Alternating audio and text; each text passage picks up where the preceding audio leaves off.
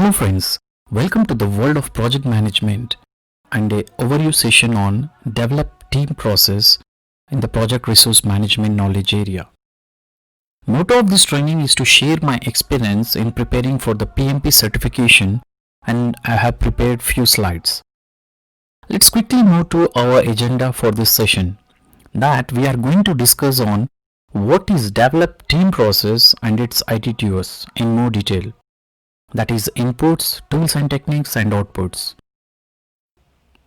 It is defined as the develop team is the process of improving the competencies, team member interaction and the overall team environment to enhance the project performance. The key benefit of this process is that it results in improved teamwork, enhanced interpersonal skills and competencies, motivated employees and reduce the attrition rate and improve the overall project performance. Hope you understood the definition of this process. Let's highlight some few key areas where the project manager has to concentrate on developing the team. That is, first comes as the teamwork. Let me explain what is teamwork. Teamwork is a critical factor for the project success, and developing the effective project teams is one of the primary responsibilities of the project manager. High team performance can be achieved by employing the following behaviors, that is, by using an open and effective communication, by creating the team building opportunities, by developing the trust among the team members, and by managing the conflicts in a constructive manner, and by encouraging the collaborative problem solving, and by encouraging the collaborative decision makings. These are the high team performance. These are the key factors that can reach to a high team. These are the critical factors so that we can increase the performance of the team. And also we have one of the models used to describe this teamwork and the team development, that is the Tuckerman Ladder. In the Tuckerman Ladder, we have the 5 stages of development that the team may go through. We have the forming, storming, norming, performing and adjoining. Here, the project manager should recognize that the team goes through the different stages and adapt the management approach accordingly, and finally he has to lead the team through the stages, that is forming, storming and norming, as quickly as possible to reach to the performing stage. Here, in each stage has some specific task. Let me explain. First is forming. This phase is where the team members meet and learn about the project and their formal roles and responsibilities. Second is storming. During this phase, the team begins to address the project work, technical discussions and the project management approach. Coming to the norming. In this phase, the team members begin to work together and adjust their work habits and the behaviors to support the team. Coming to the performing. In this stage, the teams that can reach the performing stage function as well-organized unit. Coming to the next stage, adjoining. In this phase, the team completes the work and moves on from the project. This typically occurs when staff is released from the project as deliverables are completed or as part of the closed project at the phase process. Hope you understood these key points for a project manager responsibility in developing the team. Let's quickly go with its ITTOs. In inputs, we have the project management plan, which consisting of the resource management plan, and we have the project documents, which contains the lessons learned register, project schedule, project team assignments, resource calendars, team charter, and we have the EFs and OPAs, that is enterprise environmental factors and organizational process assets. And coming to the tools and techniques, we have the co-location, virtual teams, communication technology, interpersonal and the team skills, which consisting of the conflict management, influencing, motivation, negotiation and team building. And we also have the recognition and the rewards tools and technique, and we have the training, we have the individual and team assessments, and last we have the meetings. Coming to the outputs. In the outputs, we have the team performance assessments, change request, project management plan updates, that is which consisting of the resource management plan and we have the project document updates, which consisting of the lessons learned registered, project schedule, project team assignments, resource calendars, and also we have the enterprise environmental factors updates and the OPS updates, that is organizational process assets updates. Fine. Let's discuss this ITTOs in more detail, first with the inputs.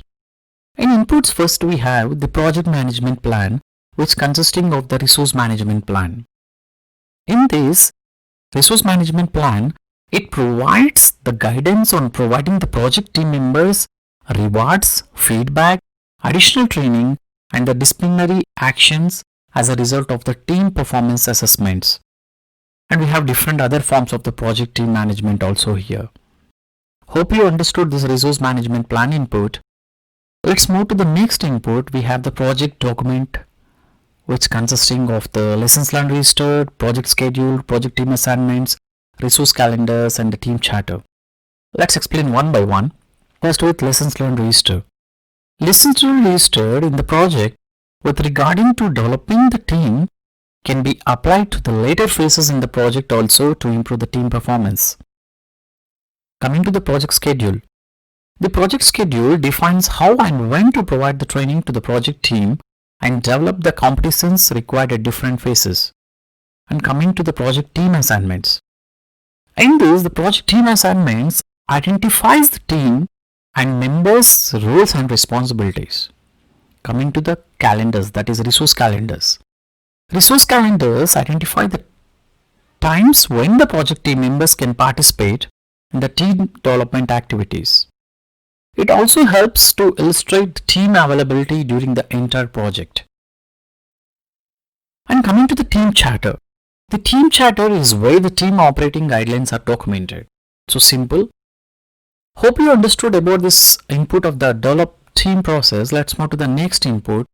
We have the enterprise environmental factors, which includes the human resource management policies regarding the hiring and termination, and we have the employee performance reviews, and we have the employee development and training records, and recognition and rewards, and also we have the team member skills, competencies, and special knowledge, and we have also includes here that is geographic distribution of the team members. Hope you understood about this EFs input. Let's move to the organizational processor sites, that is OPS. In this, it includes the historical information, lessons learned repository. Okay, fine. Hope you understood about this inputs of the development team. Let's move to the tools and techniques. In the tools and techniques, first we have the co-location. What is co-location here? Co-location involves placing many or all of the most active project team members in the same location to enhance their ability to perform as a team. This is co-location. Hope you understood this. Let's move to the next technique, the virtual teams. The main use of the virtual teams can bring the benefits such as the use of more skilled resources, it reduces the cost and less travel, and also can reduce the relocation expenses and the proximity of the team members to the suppliers, customers, and other key stakeholders. Hope you understood this virtual team technique. Let's move to the next technique, communication technology. This is important one. The communication technology is important in addressing the team development issues in co-located and the virtual teams. It helps to build a harmonious environment for the co-located team and a better understanding for the virtual team, especially those who are working in different time zones. Here the examples for the communication technology is that the shared portal, the video conferencings, the audio conferencings, and the email or chats. Hope you understood about this communication technology technique. Let's move to the next technique, that is interpersonal and the team skills, and which consisting of the conflict management, influencing, motivation, negotiation, and the team building. Let me explain one by one. First with the conflict management. The project manager need to resolve the conflicts in a timely manner in the team and a constructive way in order to achieve the high performing team. Coming to the influencing. An influencing skill using this process is gathering the relevant and critical information to address the important issues and reach the agreements while maintaining the mutual trust. Motivation. Here, the teams are motivated by empowering them to participate in decision makings and encouraging them to work independently. We have different motivation theories in place here. First is Maslow hierarchy of needs, Herzberg's theory of motivation, which includes the hygiene and motivating, McGregor XY theory, expectancy theory, and the Macleland theory, which consisting of the achievement, affiliation, and power. Let me explain this Maslow hierarchy of needs. Here we have 5 stages: self-actualization, esteem, social, safety, and psychological stages, which has its key features. Hope you understood about this motivation theories. Okay, move to the next technique, that is negotiation. Negotiation can build the trust and harmony among the team members. Hope you understand about this negotiation. Coming to the team building, which is important one. Team building is a conducting activity that enhances the team social relations and it builds a collaborative and cooperative working environment. Hope you understood about these techniques.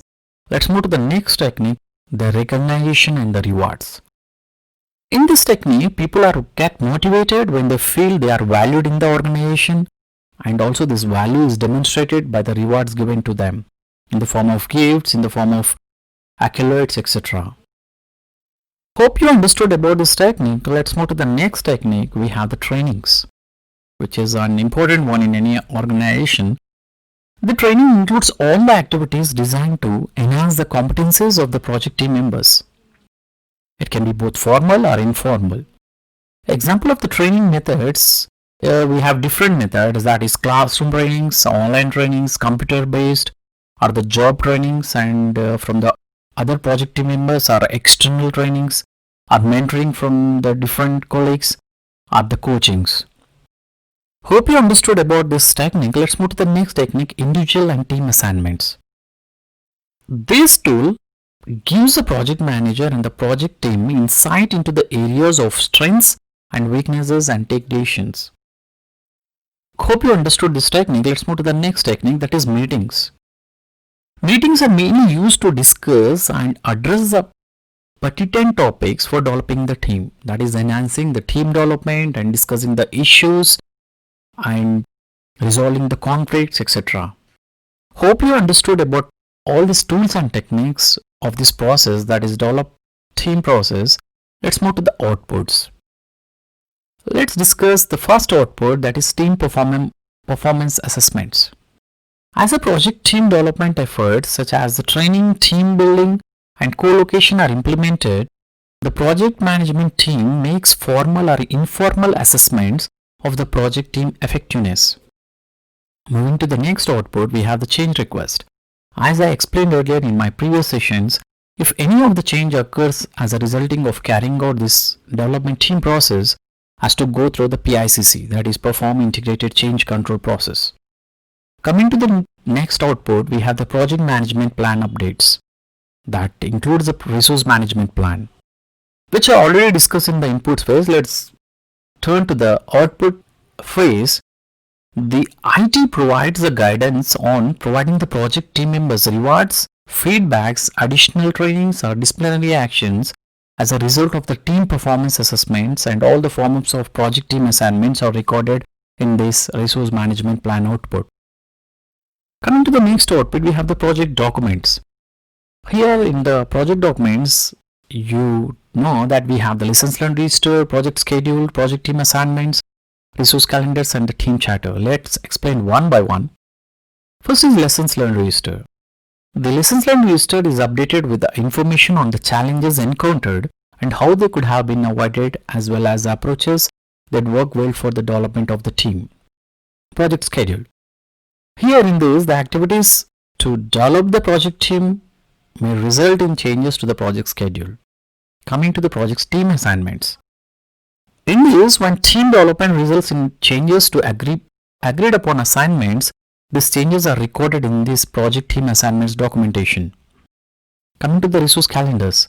Resource calendars are updated to reflect the availability of the resources for the project. As explained earlier, it's similar as kind of the shift calendars.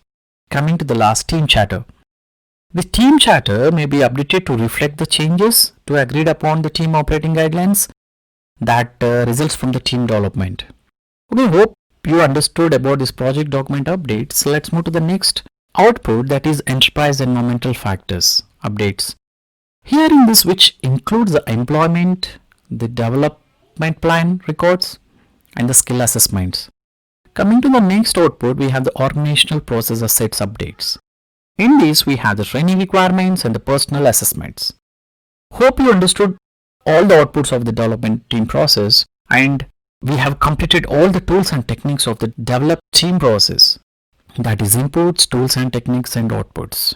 So this completes our developed team session on the project resource management knowledge area, and hope this session is easy to understand for you.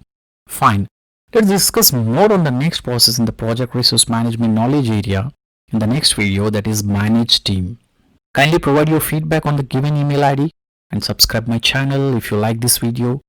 Bye for now. It's your Anil Kumar Dharam.